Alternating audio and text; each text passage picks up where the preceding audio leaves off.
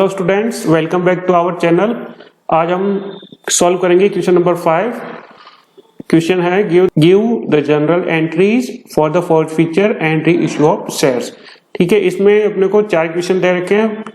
First जो question है वो है P limited forfeited 1000 shares of ₹10 each, ₹7 called up, issued at premium of 20%, payable at the time of allotment. For non payment of first call of ₹2 per share, out of these forfeited shares, 600 shares were reissued for ₹4 per share, deemed as 7 paid up। चलिए इसको solve करते हैं। P limited द्वारा 1000 अंशों का forfeit किया गया। Forfeit किए गए अंश 10 रुपए के थे, जिस पर 7 रुपए कॉल्ड अप मांगे गए थे और इन्हें 20% प्रीमियम पर निर्गमित किया गया और प्रीमियम अलॉटमेंट पर ड्यू था। ओके, तो 2 रुपए की जो फर्स्ट कॉल है उसका पेमेंट करने में असमर्थ रहने के कारण 1000 अंशों का फॉरफीचर किया गया। इन 1000 शेयर्स में से 600 शेयर्स का री इश्यू किया गया, 4 रुपए पर शेयर और 7 रुपए पेड अप। तो इनकी जनरल एंट्री करेंगे। सबसे पहले फॉरफीचर की एंट्री करनी पड़ेगी। Share capital account DR, to equity share, first call और 2 फॉरफीचर अकाउंट। अब अपने को यहाँ पे देखना पड़ेगा कि शेयर कैपिटल को अपन कितना डेबिट करेंगे। तो जितना मांग लिया गया है कॉल्ड अप है उतना ही डेबिट करना है। 1000 अंश है और 7 रुपए कॉल्ड अप है।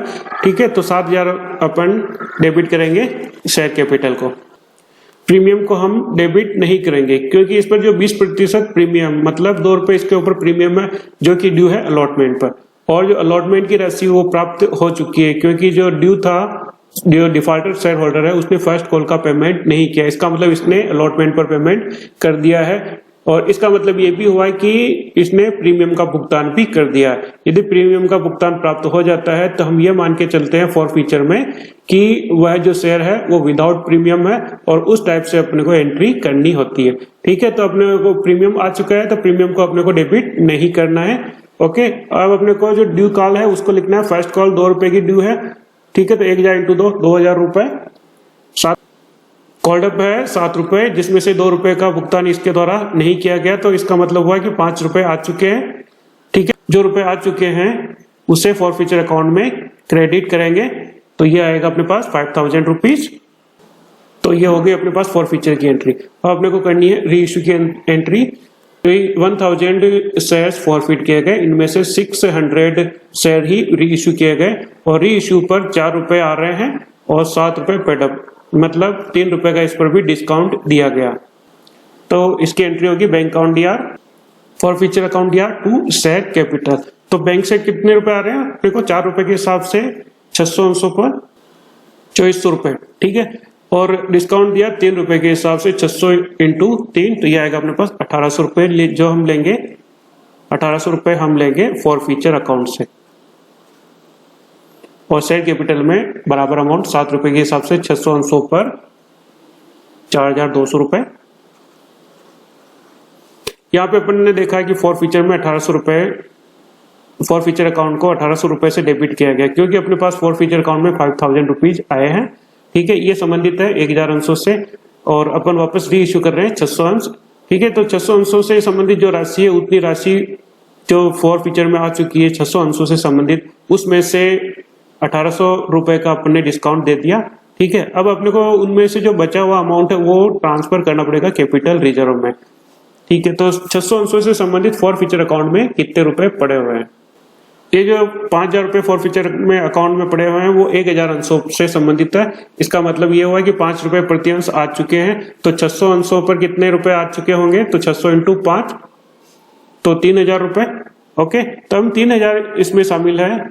इसमें से अपने दिया डिस्काउंट 1800 रुपए।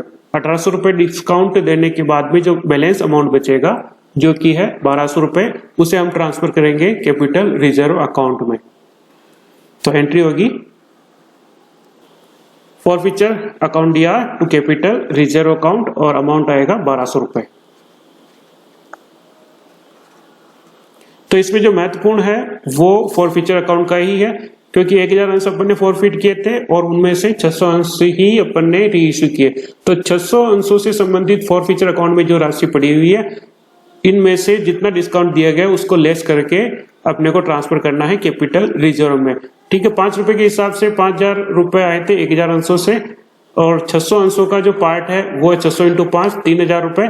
इन 3000 रुपए में से 1800 रुपए का डिस्काउंट दे दिया गया री इश्यू पर, और जो बैलेंस अमाउंट है 1200 रुपए वो हमने ट्रांसफर कर दिया कैपिटल रिजर्व में।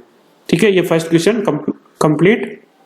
सेकेंड क्वेश्चन है Q limited forfeited 1000 shares ₹10 each, ₹7 called up, issued at a premium of 20% payable at the time of allotment for non-payment of allotment money of ₹4 per share including premium and first call of ₹2 per share. Out of these forfeited shares, 600 shares were reissued as fully paid up for 8.5 rupees per share. Q limited द्वारा 1000 अंशों का forfeit किया गया है जो कि थे 10 रुपए के और 7 रुपए कॉल्ड अप, और 20% प्रीमियम पर इसको निगमित किया गया। जो कि प्रीमियम था वो अलॉटमेंट पर ड्यू था।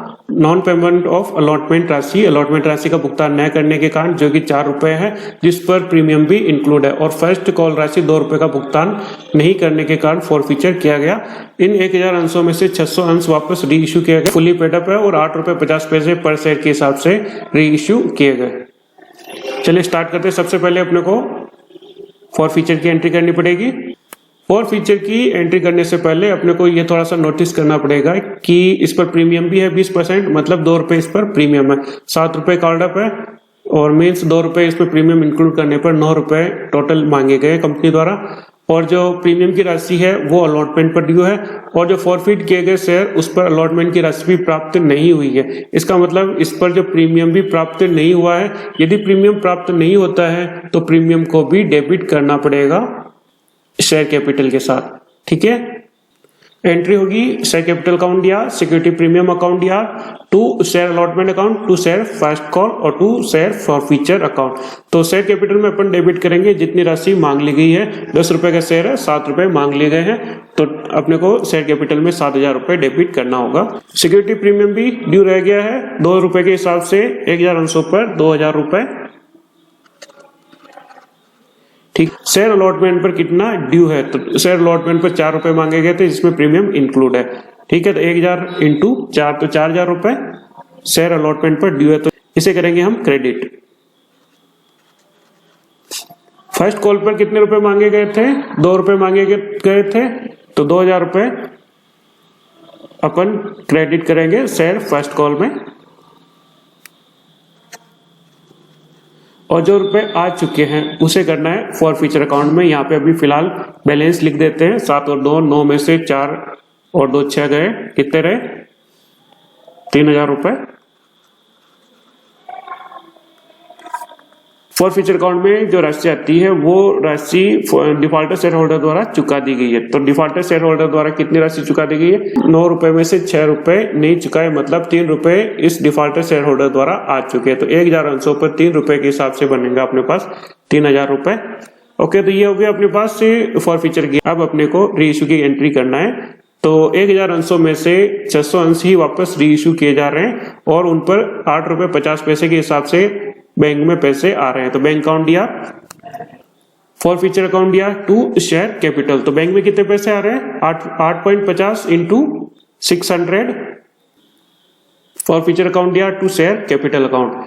ठीक है, तो अपने को देखो फुली पेड अप शेयर है, 10 रुपए का शेयर है, 8 रुपए 50 पैसे आ रहे हैं। इसका मतलब 1.5 रुपीज का डिस्काउंट है, तो डिस्काउंट अपन लेंगे फॉरफीचर अकाउंट से।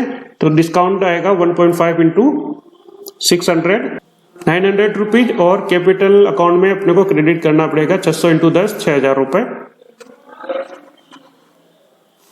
ये है अपने पास कंप्लीट हो चुकी है एंट्री री इश्यू की। अब अपने को ये देखना है कि फॉरफीचर अकाउंट में जो अपने पास पैसा आया था उसमें से डिस्काउंट देने के बाद में कितनी राशि शेष है, बैलेंस है, और उसे हम ट्रांसफर करेंगे कैपिटल रिजर्व में। ठीक है, तो अपन ने री इश्यू किए थे 600 अंशों से संबंधित राशि कितनी है, तो ये 3000 जो राशि है वो 1000 अंशों से संबंधित है। ठीक है, मतलब 3 रुपए प्रति अंश, तो 600 अंशों पे कितना होगा 1800 रुपए।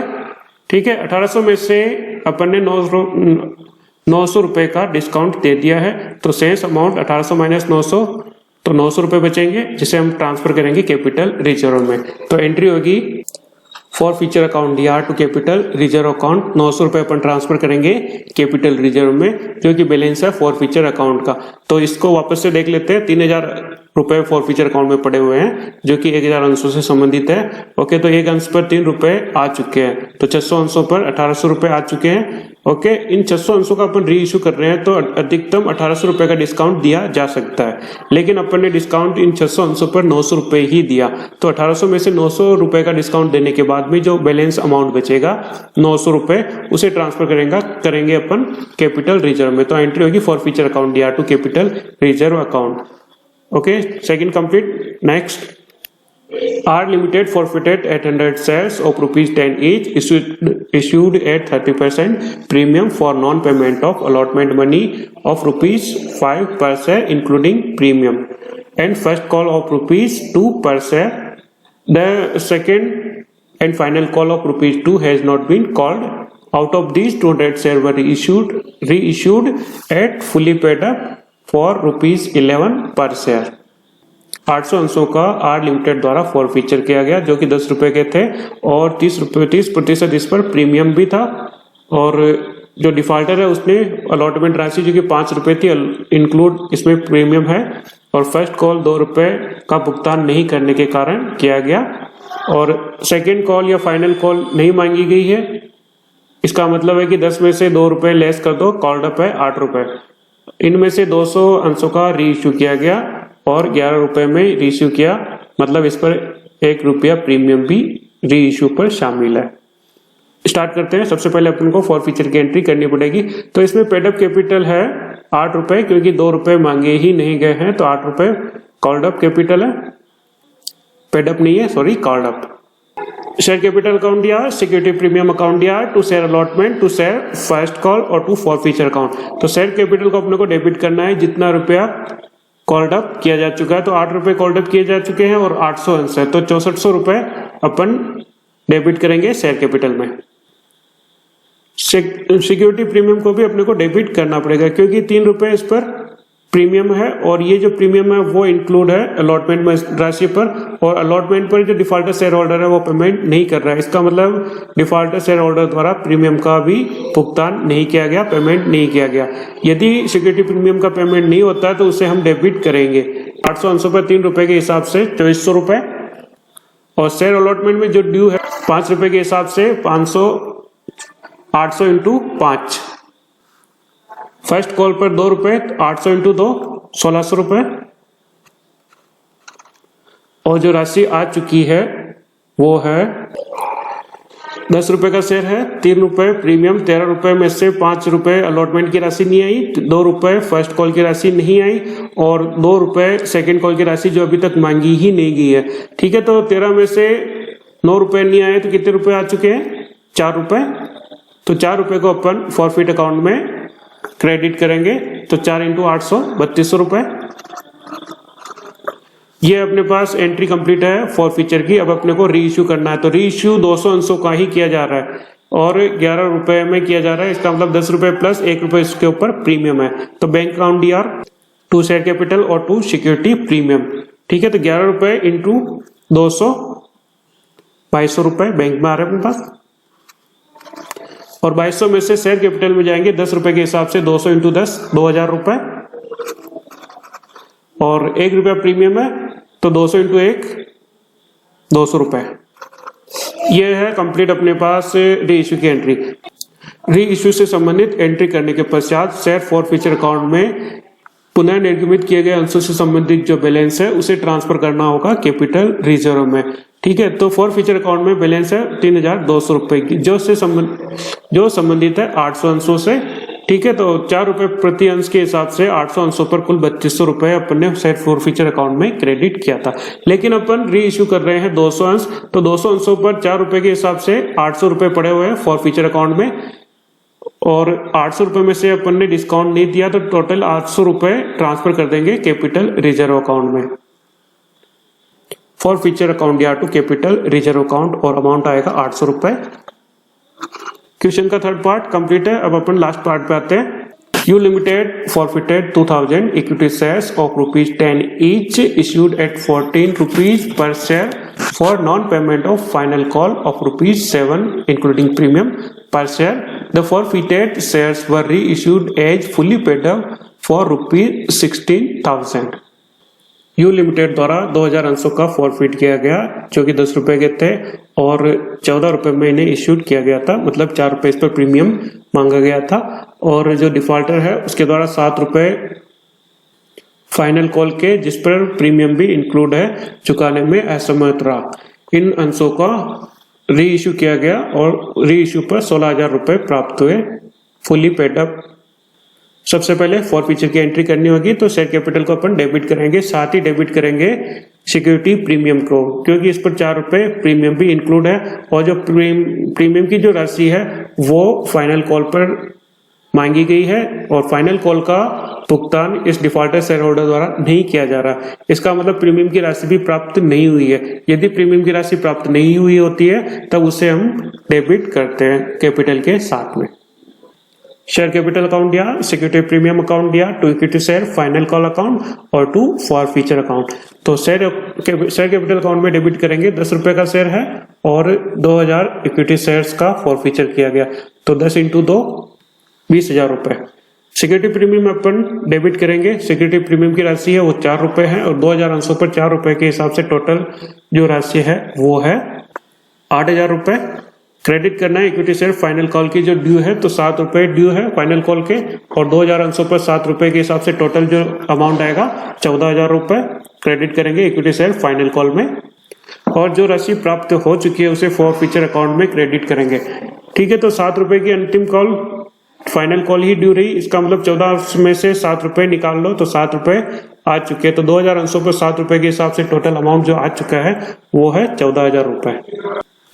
ओके, तो ये अपने शेयर फॉरफीचर की एंट्री कंप्लीट है। अब अपने को करनी है री इश्यू की एंट्री और री इश्यू पर अपने पास बैंक में बैलेंस आ रहा है 16,000 रुपए। इसका मतलब 2000 अंशों पर 16,000 रुपए आ रहे हैं, 10 रुपए का अंश है, आने चाहिए 20,000 रुपए। ठीक है, 2000 × 10 और आ रहे हैं 16,000 रुपए। मतलब क्या हुआ, 4,000 इस पर डिस्काउंट है और डिस्काउंट की राशि अपन लेंगे शेयर फॉरफीचर अकाउंट में। 14,000 पड़े हैं, इसमें से 4,000 रुपए अपन डिस्काउंट पर यूज करेंगे। बैंक अकाउंट या फॉरफीचर अकाउंट या टू शेयर कैपिटल, तो बैंक में आ रहे हैं अपने पास 16,000 रुपए, 4,000 रुपए अपन ने डिस्काउंट दिया तो फॉरफीचर अकाउंट से लिया जाएगा 4,000 रुपए और शेयर कैपिटल अकाउंट में पूरी राशि मतलब 2000 × 10 20,000 रुपए क्रेडिट करेंगे। री इश्यू की एंट्री अपन कर चुके हैं। री इश्यू करने के बाद में फॉरफीचर अकाउंट में जो बैलेंस है उसे हम ट्रांसफर करेंगे कैपिटल रिजर्व में। ठीक है, तो अपने को जो री इश्यू कर रहे हैं उससे संबंधित शेयर का फॉरफीचर अकाउंट का जो बैलेंस है वही अपन ट्रांसफर कर सकते हैं। तो यहाँ पर अपन देखते हैं कि 2000 अंशों का फॉरफीचर किया गया और री इश्यू भी 2000 अंशों को किया गया। इसका मतलब जो पूरा फॉरफीचर का अकाउंट है उसमें से जो डिस्काउंट दिया गया है उसे लेस करके जो बैलेंस अमाउंट है उसे ट्रांसफर करना होगा कैपिटल रिजर्व में। 14,000 रुपए में से 4,000 रुपए डिस्काउंट देने के बाद में जो बचेगा 10,000 रुपए उसे ट्रांसफर करेंगे फॉरफीचर अकाउंट में, कैपिटल रिजर्व अकाउंट में, कैपिटल रिजर्व अकाउंट में, फॉरफीचर अकाउंट या to capital reserve account. Okay, तो ये अपना क्वेश्चन कंप्लीट हो चुका है। नेक्स्ट क्वेश्चन नेक्स्ट लेक्चर में अपन देखेंगे। तब तक के लिए थैंक यू।